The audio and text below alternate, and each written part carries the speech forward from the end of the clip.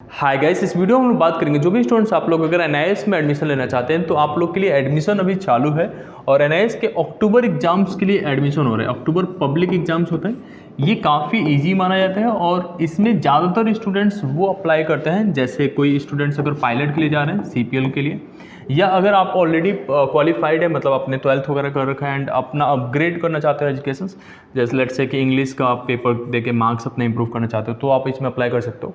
Mostly आपको exam centre पे इसमें एल्डर्स दिखते हैं, लाइक जो ऑलरेडी ग्रेजुएशन कर चुके हैं या अपने गवर्नमेंट जॉब में कुछ नीडेड है उसके लिए।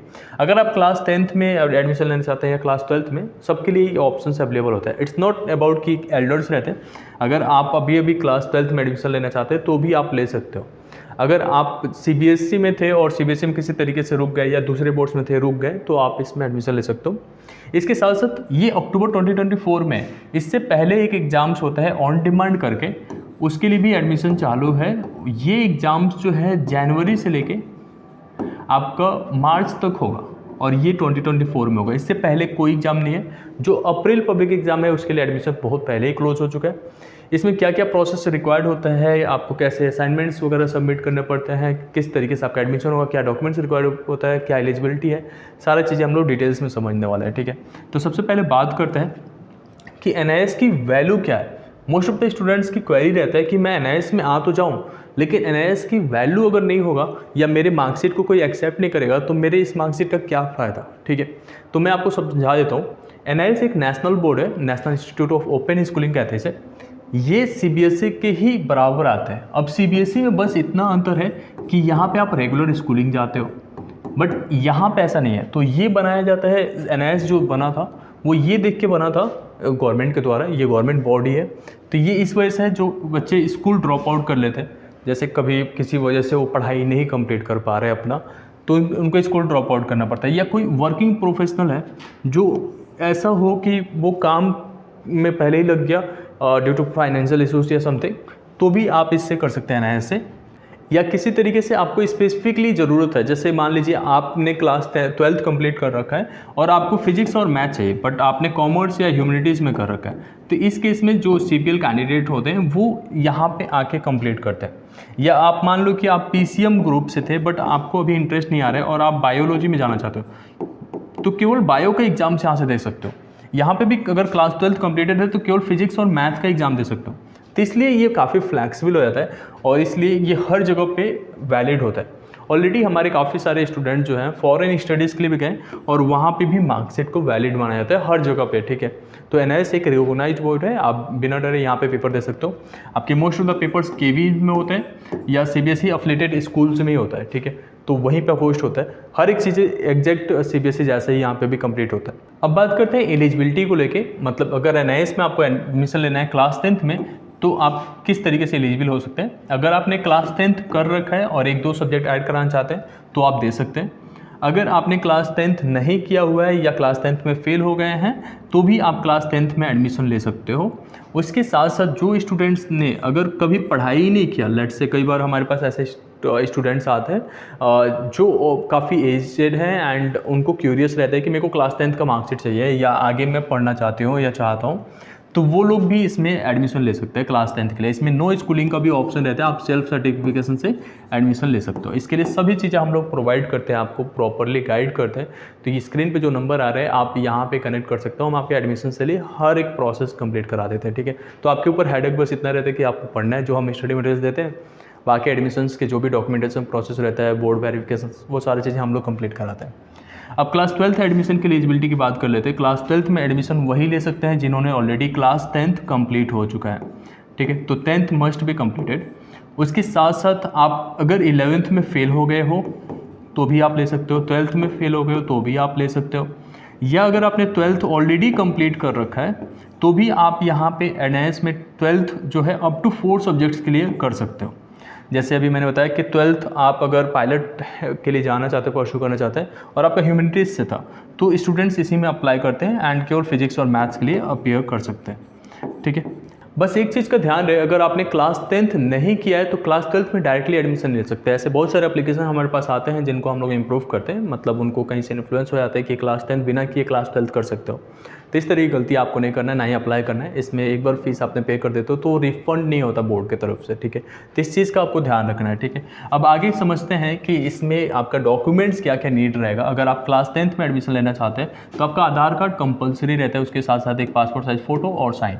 इसके बाद से कोई भी क्वालिफिकेशन, लाइक आपने क्लास 5th कर रखा है और आपका एज 14+ है, तो आप इसमें एडमिशन्स के लिए एलिजिबल हो जाते हैं। 14th होना चाहिए, ठीक है। तो ये आपको ध्यान रखना है। उसके साथ साथ अगर आपने क्लास 10th फेल है तो क्लास 10th का मार्कशीट होना चाहिए, या अगर आपने पढ़ाई नहीं कर रखा है तो बाकी चीज़ें हम लोग हैंडल कर लेते हैं, ठीक है। अभी इसमें जो एडमिशन्स अगर आप लेना चाहते हैं तो डायरेक्टली आपके स्क्रीन पे जो नंबर आ रहे हैं उस पर आप कनेक्ट कर सकते हो, या यहाँ पे भी आपको नंबर मिल जाएगा, ठीक है। अब क्लास 12th में अगर आप एडमिशन लेना चाहते हैं तो क्लास 12th में क्लास 10th की मार्कशीट कंपलसरी होती है, उसके साथ साथ पासपोर्ट साइज फ़ोटोग्राफ, सिग्नेचर, आपका आधार कार्ड। क्लास 12th में अगर आप फेल हैं या अगर आपने क्लास 12th पास आउट है तो क्लास 12th का भी मार्कशीट की नीड रहती है। तो ये तो बेसिक्स आपके डॉक्यूमेंट हो जाते हैं। अब यहाँ पे कुछ प्रोसेस रहते हैं जो ज़रूरी होते हैं फॉलो करना है NIS के एडमिशन लेने के बाद भी। तो एडमिशन तो आपका हो गया, उसके साथ साथ आपका यहाँ पे स्टडी मटेरियल्स वगैरह रिक्वायर्ड होता है, वो चीज़ें तो प्रोवाइड हो जाता है बोर्ड के साइड से भी, एंड आपको ऑनलाइन रिसोर्सेज से भी काफ़ी चीज़ें मिल जाता है, ठीक है। उसके बाद से आपको प्रैक्टिकल एंड PCP के लिए फाइल्स वगैरह क्रिएट करना पड़ता है, PCP क्लासेस अटेंड करने पड़ते हैं, उसके मार्क्स वगैरह होते हैं। तो अप्रोक्सीमेटली 30 मार्क्स मतलब एज अ फॉर्मेटिव असेसमेंट के बेस पे मिलता है, ठीक है। और फिर समेटिव असेसमेंट वो प्रैक्टिकल में होता है, जो एक्सटर्नल टीचर्स वगैरह रहते हैं उसमें। तो वो सारा प्रोसेस हम लोग अलग से आपको बता देते हैं। इसमें असाइनमेंट्स भी सबमिट करना पड़ता है, ये पब्लिक एग्जाम्स के लिए है, तो असाइनमेंट आपको देने पड़ते हैं और असाइनमेंट के 20% ऑफ द थ्योरी मार्क्स होता है, तो ये कंपलसरी होता है और ये आपके मार्क्स और परसेंटेज इंप्रूव करता है, ठीक है। तो ये ज़रूरी है, ये सारा चीज़ें हम लोग हैंडल कर लेते हैं, तो आपको परेशान नहीं होना है कि ये क्या क्या जागरण कर रहे हो आप, ये मेरे से समझ नहीं आ रहा है। तो होता क्या है, जस्ट लाइक कि हम स्टार्ट कैसे करते हैं आपके साथ, वो सारा यहाँ पे रोड मैप हमने क्रिएट कर रखा है। सबसे पहले आपका एडमिशन्स करेंगे, बाकी डॉक्यूमेंट्स लेने के बाद से बहुत ही नॉमिनल फीस होता है, तो फीस के लिए परेशान नहीं होना है। डायरेक्ट यहाँ पे नंबर पे कॉल कीजिए या व्हाट्सएप पे मैसेज डाल दीजिए, बाकी सारी चीज़ें हम आपको प्रोवाइड कर देंगे। आप प्रोस्पेक्टस हमारे देख सकते हैं, ठीक है। उसके बाद से आपको स्टडी मटेरियल्स एंड कम्युनिटी में हम ऐड कर देते हैं। जैसे हमारे पास व्हाट्सअप कम्युनिटी होता है जिसमें स्टूडेंट्स ऐड होते हैं, एंड उसमें हम लोग सारा चीज़ें आपको समझा रहे होते हैं, ठीक है। ऑनलाइन मीटिंग्स कंडक्ट करते हैं हम लोग, सभी स्टूडेंट्स को इकट्ठा करके उनके क्वेरीज रिजॉल्व कर रहे होते हैं, या कुछ इंपॉर्टेंट टॉपिक्स के आंसर्स वगैरह समझा रहे होते हैं। सभी सब्जेक्ट्स के लिए स्टडी मटेरियल्स, नोट्स वगैरह सारा प्रोवाइडेड होता है हमारे साइड से, ठीक है। अब TMA और आपका प्रैक्टिकल्स के लिए आपको परेशान नहीं होना है। इसमें जो भी प्रैक्टिकल्स फाइल्स बनाने हैं वो सब चीज़ें हम लोग आपको बताते हैं कि इस फॉर्मेट में बनेगा, ऐसे ऐसे देख के आप सैम्पल्स हम सारा चीज़ें प्रोवाइड कर देते हैं और फिर ऑनलाइन अपलोड करने में हेल्प भी करते हैं, ठीक है। एंड प्रैक्टिकल एग्जाम्स में अपीयर होने के लिए हर एक चीज़ें आपको प्रोवाइडेड होता है हमारे साइड से। अब एग्ज़ाम प्रिपरेशंस हम कराएंगे, ऑब्वियसली इंपॉर्टेंट क्वेश्चंस, आंसर्स, सब बुकलेट्स वगैरह हम प्रोवाइड करते हैं। फाइनली आपका रिजल्ट्स आता है एग्ज़ाम में अपीयर होने के बाद से, और रिजल्ट्स भी हम प्रोवाइड करा देते हैं आपको, मतलब किस तरीके से मिलेगा, क्या चीज़ें, वो सारा चीज़ें हमारे साइड से हैंडल्ड होता है। तो A to Z सारा चीज़ें हम ही कवर कर लेते हैं आपके लिए। आप सोच रहे होगे कि PCP क्लासेस के बारे में मैंने उन्हें बताया, तो PCP क्लासेस जो होता है वो सारा चीज़ें हम लोग गाइड कर देते हैं कि कैसे आपको PCP क्लासेस अटेंड करने पड़ते हैं। संडे को क्लासेस होते हैं और ये रेगुलर नहीं होता है, तो इतना आपको वो नहीं परेशान नहीं होना है, ये फ्लैक्सिबल होता है और संडे को ही होता है, वर्किंग डेज में नहीं होता है ये सारी चीज़ें, ठीक है। क्योंकि स्कूल तो अपना खुद ही चला रहा होता है, स्कूल चल रहा होता है, तो उसमें आपको नहीं बुला सकते, बट ये संडे को कराया जाता है, सैटरडे को भी कभी कभी हो जाता है। एंड एग्ज़ाम फीस पे करना इस पूरे प्रोसेस में ज़रूरी होता है, तभी जाकर आप एग्ज़ाम्स में पेयर होते हैं। तो ये सब चीज़ें हम लोग टेक केयर कर लेते हैं। अब यहाँ पे आप सोच रहे होगे कि आपके थ्रू ही क्यों जाए, बाकी लोग भी तो यहाँ पे करा रहे होते हैं। तो ये सारा चीज़ें हम लोग इतना स्मूथली कर रहे होते हैं कि जितना फैसिलिटीज़ हम देते हैं कोई भी नहीं कर सकता, एंड गारंटेड हम लोग पास कराने के लेके चलते हैं कि आप कैसे भी करके जो हमारी स्टडी मटेरियल्स है वो अगर ठीक से फॉलो करते हो तो 100% है कि पास ही नहीं, बस अच्छे मार्क्स लेके आओगे। बहुत सारे हमारे पास रिजल्ट है जिसमें 90+ स्टूडेंट्स ने स्कोर कर रखा है, ठीक है। अब यहाँ पे जो प्रोसेस रहता है जैसे एडमिशन, ये सारी चीज़ें आपको कुछ भी नहीं सोचना है, बोर्ड के वेरिफिकेशन, एडमिशन, सारा चीज़ें हमारे टीम हैंडल करते हैं। तो यहाँ पे तो आपको सुविधा मिल जाता है, आपको बस केवल अपनी पढ़ाई पे फोकस करना होता है, ठीक है। हम सारी चीज़ों के लिए अपडेट आपको प्रोवाइड कर देते हैं, मतलब कि किस चीज़ की रिक्वायरमेंट है, कब कब है, वो सारा चीज़ें आपको पड़ेगा। आपको एग्जाम्स के लिए गाइड करने के लिए सभी एक्सपर्ट्स यहाँ पे हैं और आपसे 101 कनेक्ट करके भी आपको गाइड करते हैं कि किस तरीके से आपको एग्जाम्स के लिए प्रिपेयर करना है एंड समथिंग जो भी चीज़ें आपको रिक्वायर्ड होते हैं। असाइनमेंट्स और सबमिशंस वगैरह सारी चीज़ें हैंडल्ड होते हैं हमारे साइड से, जो मैंने आपको बताया। नोट्स और इंपॉर्टेंट क्वेश्चन जो एग्जाम्स के प्रिपरेशन के लिए बहुत ही क्रूशियल रहते हैं, वो सारा चीज़ें हम प्रोवाइड करते हैं आपको। स्टडी मटेरियल्स तो होता ही है, मतलब हर एक सब्जेक्ट्स के आपको नोट्स, प्रॉपर नोट्स आपको मिल जाते हैं। उसके साथ साथ जो कम्युनिटी रहते हैं वो ज़्यादा बेनिफिशियल होता है, जहाँ पे हर एक अपडेट आप बाकी स्टूडेंट्स के साथ ले पाते हो।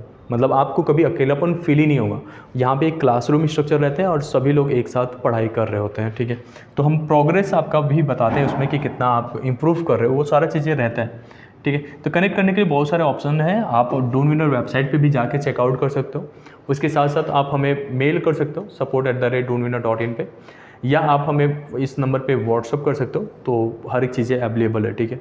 ओपिनियन मैंने आपको इस वीडियो में सारा चीज़ें बता दिया है कि किस तरीके से आपका एडमिशन का प्रोसीजर रहेगा NIS के पब्लिक एग्जाम्स के लिए। किसी और तरीके का भी क्वेरीज है तो आप हमें कमेंट सेक्शन में पूछ सकते हो। Thank you so much.